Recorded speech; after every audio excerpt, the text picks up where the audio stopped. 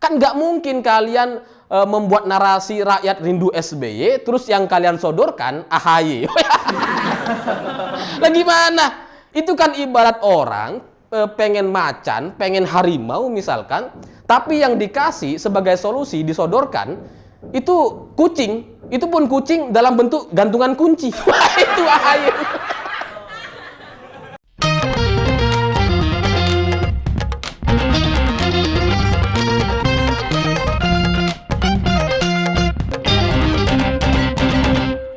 Selamat malam para mantan, selamat malam untuk semua cerita mantan yang sejak dulu sampai sekarang itu ceritanya sama aja. Mulai dari mantan pacar, mantan presiden, sampai anak mantan presiden. Itu klaimnya gitu-gitu aja gitu. Yang mengklaim bahwa kesuksesan kita hari ini adalah berkat jasa-jasa dia di masa lalu. Padahal kita suksesnya hari ini. Bukan pas lagi sama dia gitu ya. Nah, cerita-cerita semacam itu bagi saya jadi mirip sekali dengan cerita pidato AHY di Rapimnas Demokrat kemarin gitu. Karena dia memunculkan klaim-klaim yang menurut saya agak lucu gitu. Dia bilang bahwa di era pemerintahan Pak Jokowi itu banyak infrastruktur yang sebenarnya Pak Jokowi itu tinggal gunting pita katanya. Yang infrastruktur ini sebenarnya sudah dikerjakan di era SBY. Ya memang ada beberapa gitu. Tapi nggak semua gitu. Nggak semua yang dikerjakan oleh Pak Jokowi hari ini itu sebenarnya sudah dikerjakan sama SBY. Enggak gitu. Kalau kita mau bicara soal tol Cipali yang paling populer gitu ya, yang memang kata AHY diresmikan setahun setelah Pak Jokowi menjadi presiden, dan itu mustahil kok tiba-tiba selesai gitu ya. Tapi kalau kita mau bicara soal tol Cipali, ini kan tol yang sebenarnya sudah dibangun sejak era Soeharto gitu. Ada itu di buku Dinas Bina Marga. Di zaman Soeharto itu dibuat program pembangunan tol Cipali ini gitu. Cuma akhirnya nggak selesai-selesai, nggak dilanjutkan ya karena kemudian krisis tahun 98 gitu ya. Nah, ketika SBY memimpin Indonesia sejak tahun 2004, ini juga nggak dikerjain kok.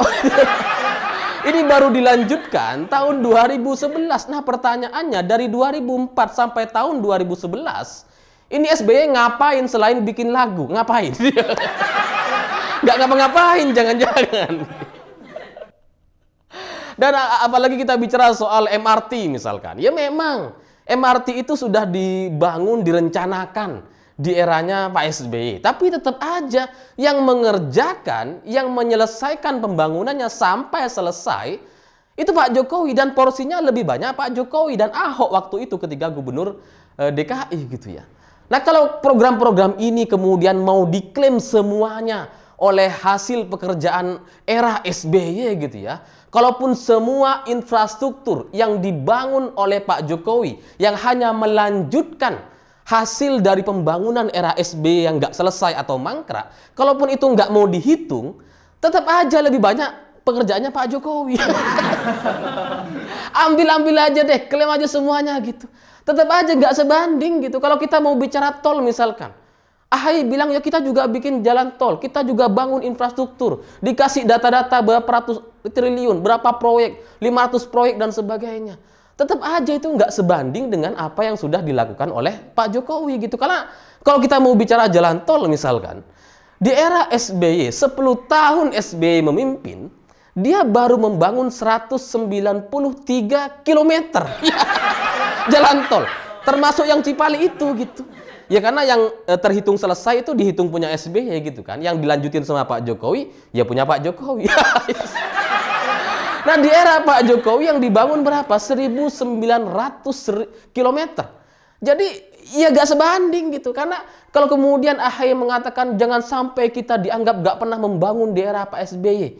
Ya gak juga gitu ya. Karena ya memang kalian mungkin membangun dulu, SBY membangun gitu ya. Ya kalau nggak ngebangun terus APBN ngapain gitu kan? Masa dikorupsi semua sama Demokrat? Kan nggak mungkin. Pasti ada lah yang dibangun gitu ya.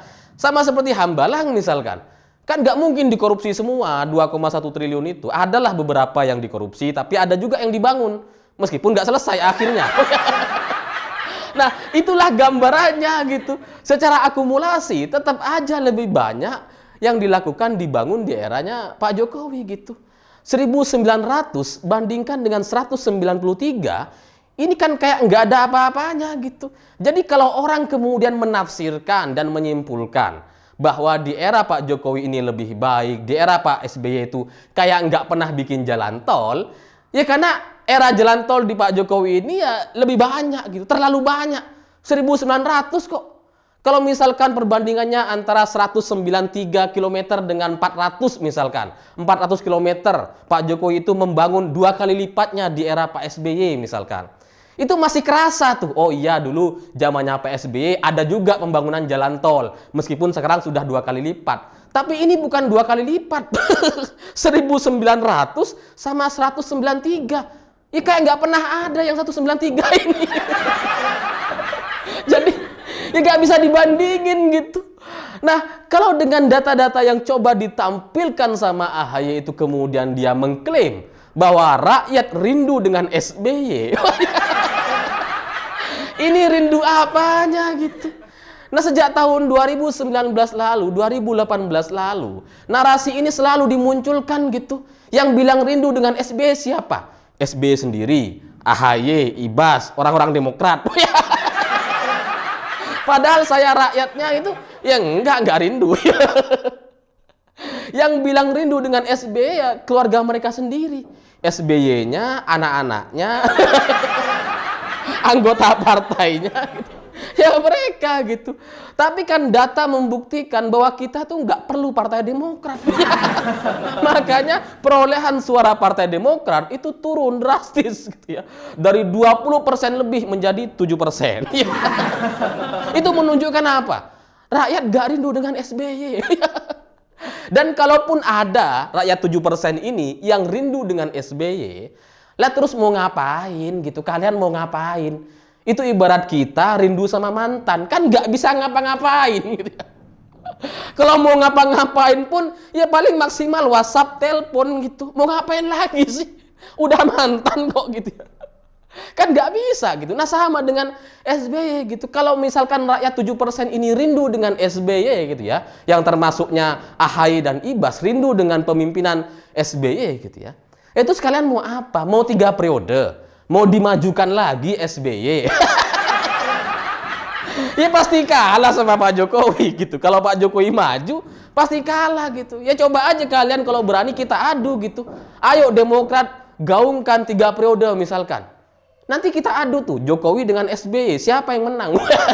Siapa yang dirindukan oleh rakyat gitu. Ya rakyat pasti enak yang sekarang gitu. Ngapain kita kembali ke zaman dulu, ke zaman masa kemangkrakan? Mangkrak di mana-mana gitu. Jadi rumah hantu, jadi tempat syuting film. Itu di eranya Pak SBY gitu. Dan kalaupun misalkan katakanlah gitu ya, rakyat rindu dengan SBY dan itu menjadi keinginan rakyat yang 7% pemilih Partai Demokrat misalkan. Ya solusinya kan harus SBY lagi dong gitu ya. Kan nggak mungkin kalian membuat narasi rakyat rindu SBY, terus yang kalian sodorkan AHY. Lah gimana? Itu kan ibarat orang pengen macan, pengen harimau misalkan, tapi yang dikasih sebagai solusi disodorkan itu kucing. Itu pun kucing dalam bentuk gantungan kunci. Itu AHY. Orang minta harimau kok dikasih kucing. Itu pun gantungan kunci. Ya karena gimana nggak gantungan kunci coba gitu ya.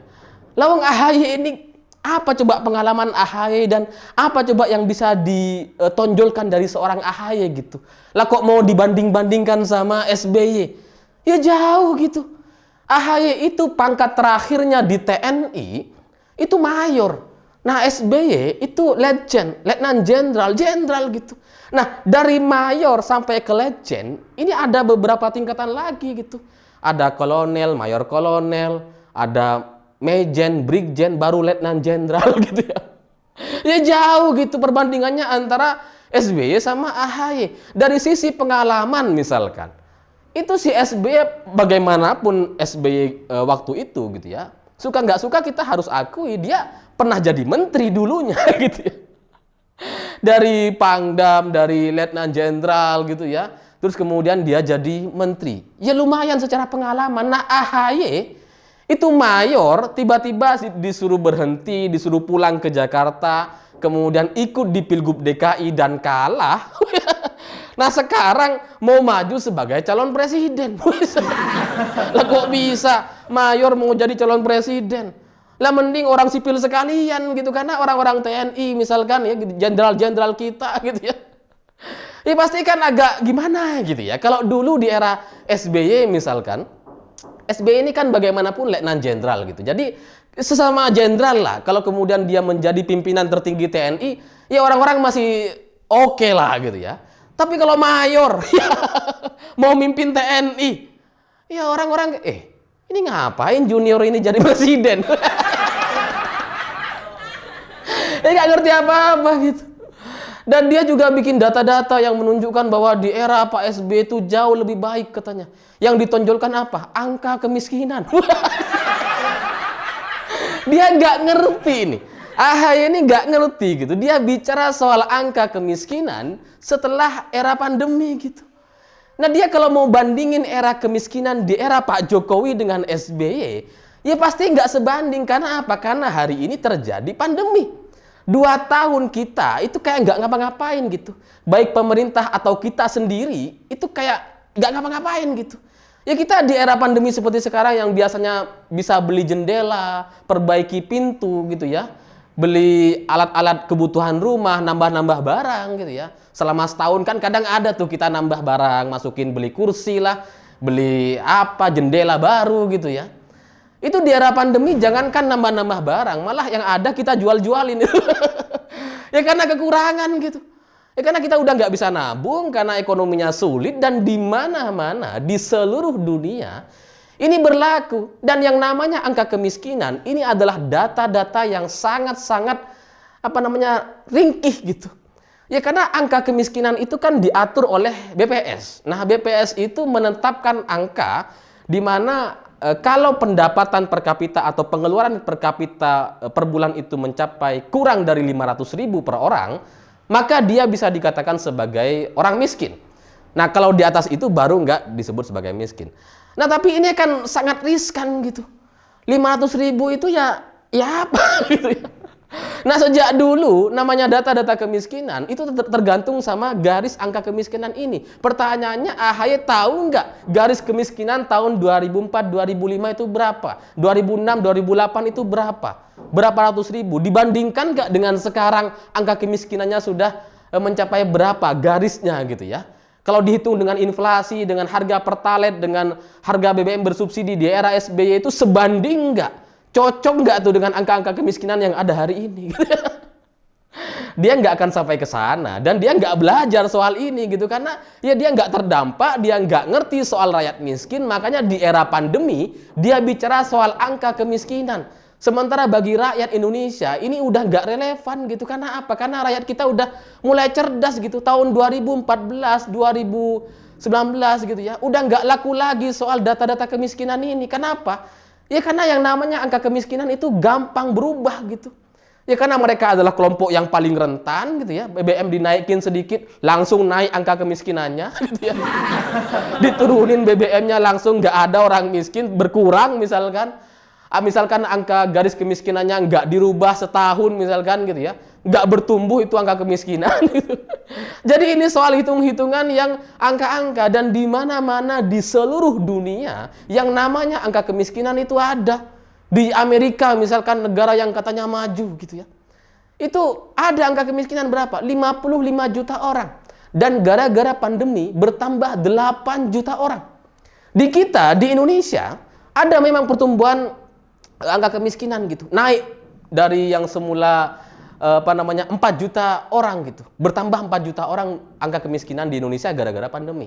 Nah, kalau kita mau bicara soal kemiskinan hari ini, maka perbandingannya semestinya dengan negara-negara lain yang terdampak pandemi, yang sama-sama mengalami efek pandemi. Kalau dibandingkan hari ini, era Presiden SBY dengan Pak Jokowi gitu ya, Ya nggak akan sebanding, karena di zaman Pak SBY nggak ada pandemi. Di era Pak Jokowi ada pandemi. Nah, kalau kita mau bandingin antara Indonesia dengan negara-negara lain hari ini, maka akan kelihatan, baru tuh kelihatan. Apa yang sudah dilakukan oleh Pak Jokowi selama 7 tahun terakhir itu benar-benar membangun pondasi agar Indonesia ini menjadi lebih kuat dan lebih tahan terhadap krisis gitu. Karena di tengah pandemi yang sangat buruk seperti ini, yang sampai membuat Mesir inflasi 15%, di Argentina dan Turki inflasi 60-70% gitu ya. Di Indonesia inflasinya masih 4%, ya naik sih dari 3% ke 4%. Tetap aja gitu. Kalau dibandingin negara-negara lain, itu ya lebih baik kita, dan ekonomi kita masih bertumbuh, sementara negara-negara lain itu banyak yang nggak bertumbuh dan bahkan minus sampai terjadi kebangkrutan. Jadi kalau AHY sekali lagi bicara soal kemiskinan di era pandemi seperti sekarang, ya dia bodoh gitu. Nah, masalahnya kalau dulu di era SBY orang nggak punya banyak akses informasi gitu ya. Kita mau baca koran juga ya kita masih mahal beli koran gitu ya. Masih susah baca berita. Nah, sekarang semua orang udah punya di HP mereka. Koran dan berita itu sudah menjadi menjadi aktivitas kehidupan kita sehari-hari gitu. Orang-orang di desa itu tahu tuh berita terkini hari ini itu apa. Itulah bedanya gitu. Sehingga bagi saya, dalam kesimpulan saya, masyarakat Indonesia hari ini sudah jauh lebih cerdas. Sehingga kalau AHY masih menggunakan cara-cara yang sama, masih ingin membodoh-bodohi masyarakat dengan cara-cara lama, itu udah nggak relevan. Sementara masyarakatnya lebih baik, lebih cerdas, nah AHY-nya masih menggunakan angka-angka kemiskinan untuk sebagai materi kampanye politik. Nggak bertumbuh dia gitu. Kenapa ini menjadi nggak relevan? Karena sebenarnya masyarakat itu lebih mengutamakan soal kebutuhan dasarnya gitu ya. Kalau bicara soal kemiskinan itu udah soal angka, tapi soal kebutuhan dasar inilah yang kemudian harus jadi perhatian kita bersama. Misalkan soal akses pendidikan dan kesehatan yang menjadi kebutuhan banyak orang. Itu kalau mau dibandingkan era sekarang dengan eranya SBY dulu, jauh gitu. Ya tapi saya maklum, AHY itu kan memang dia anak presiden gitu ya. Dia nggak ngerti kondisi masyarakat, dia nggak ngerti penderitaan rakyat. Makanya kemudian dia bicara soal angka kemiskinan di era pandemi. Nggak nyambung gitu. Apalagi jangankan soal angka kemiskinan gitu ya. Kesingkatan dari MP3EI itu dia nggak ngerti itu. Ketika dia presentasi gitu ya. Ada yang tahu kepanjangan dari MP3EI gitu ya. Ya apapun itu, intinya ini. MP3EI itu dibuat di tahun 2011 dan direncanakan sampai tahun 2025. Proses pembangunan atau rencana pembangunan yang ingin dilakukan oleh SBY dan presiden selanjutnya. Itu rencananya gitu ya. Tapi kan dalam kerja-kerjanya banyak juga yang nggak terrealisasi. Nah, kepanjangan dari MP3EI itu Master Plan Perencanaan Perluasan Pembangunan Ekonomi Master Plan Pembangunan dan Perluasan Master Plan Percepatan dan Perluasan Pembangunan Ekonomi Indonesia. Ya minimal meskipun saya agak hafal, sengaja nggak hafal gitu ya. Tapi kan lebih hafal dibandingkan AHY. Udah nggak tahu sejarahnya, nggak tahu dibuat tahun berapa, nggak tahu kepanjangannya. Terus kemudian tiba-tiba dia menjelaskan presentasi slide tentang apa yang sudah dilakukan MP3EI. Yang sebenarnya beberapa program diantaranya itu sebenarnya adalah program jangka panjang sampai tahun 2025. Nah dia nggak ngerti tuh. Pokoknya ada 300 proyek, pokoknya ada 33 proyek, pokoknya 300 triliun. Cuma berdasarkan data-data dari slideshow. Dan tentang apa yang sudah dilakukan, dia nggak ngerti sama sekali. Jadi buat AHY gitu ya, bagi saya ya Anda harus belajar lagi gitu. Karena kalau cara-cara Anda tetap seperti ini, ya rakyat sudah lebih pintar. Yang jauh lebih pintar dari AHY itu banyak gitu, termasuk saya sendiri. Saya pikir itu. Terima kasih sudah menonton. Jangan lupa subscribe, like, dan komen.